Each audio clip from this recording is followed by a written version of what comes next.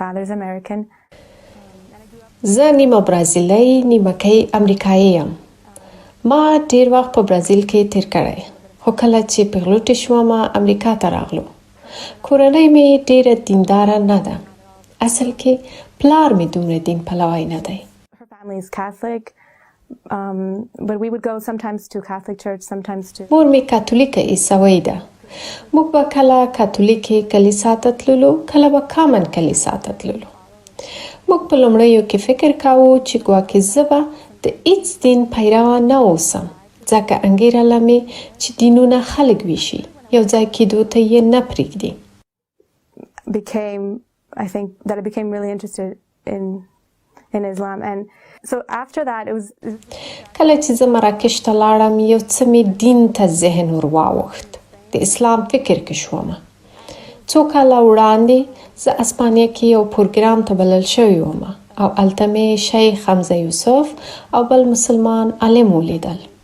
It was really upon like hearing their lessons that I was just like this is... د هغوی درسونه او دعوتي کیسې مې اورېدې. اغېزمنه یې کړم او فکر مې وکړ چې ټیک همدا زما باورونه او عقیده ده. It was a huge conflict within me, like it was because in my mind, in my heart. همدغه لومړۍ ورځې وې چې زه پکې پسخېدم چې باید اسلام ته واوړم او کله چې اسلام ته اوښتم نو سخته ډارېدم. بیخي په یو کږلېچ تېرېدم. The reaction of my family and friends, I was afraid that they would not understand. زما زړه او ذهن هر څه منلي وو، خو ویره دا وه چې د کورنۍ او ملګرو غبرګون به راته څه وي او هغه ناسمې خبرې چې رسنیو کې د اسلام په اړه شوي نو زه به څه ځواب ورکوم. همدا ډول د اسلامي ارکانو د پلي کېدو په اړه راسره ویره وه. ما فکر کاوه وبه نشم کولی 5 وخته لمونځ وکړم. هغه ورځ هم ډار پسې اخیستی وم چې اسلام مې ومانه. I told my parents over the phone because I was in Morocco. ما اسلام مراکش کې ومانو. نو له کورنۍ لرې وم. کله چې برازیل ته لاړم حتما کورنۍ مې پوهېدله چې زه یو څه بدلون مې کړی.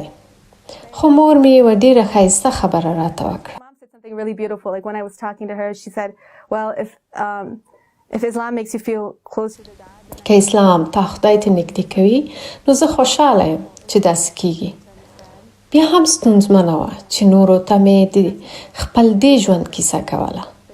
ما د کوم هرکلي تمه نه کوله چې د دوی غبرګون او نظر زما په اړه و. دا نو عادي خبره وه ځکه زه هم پخوا د دوی په څیر وم. که مې داسې نوې خبره کورنۍ کې اورېدلې وای ورته غبرګون به مې ښودلی. دې وختونو کې د ځان د بدلون یوه اندېښنه راسره پیدا وه. خو نه، څوک چې زه وم انسانیت کې مې بدلون رانغی. هممهاله اسلام ما سره دا ښېګڼه وکړه چې زه یې له منفي خبرو او منفي فکرونو راوګرځولم او له کورنۍ سره مې اړیکې لا نږدې شوې.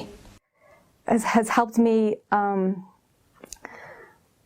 like undo the things that the habits or the negative thought processes, like unlearn some of the... ژوند مې یو ډول هدف ومونده. پخوا داسې نه ومه.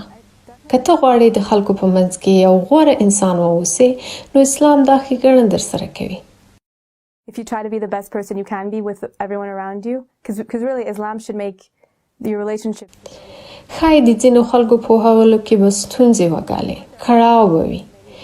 خو که ته مسلمانه اوسې ته به د خلکو سره لا ښې اړیکې وپالې، په ځانګړي ډول له خپلې کورنۍ او نږدې خپلوانو سره.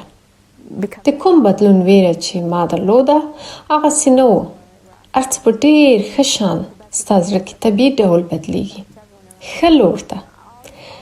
اسلام د خپل څښتن ته انشاءالله ورنږدې کوي. هر څه چې ستا هدف وي ستا او د الله ترمنځ به that will bring you closer, inshallah, closer to God.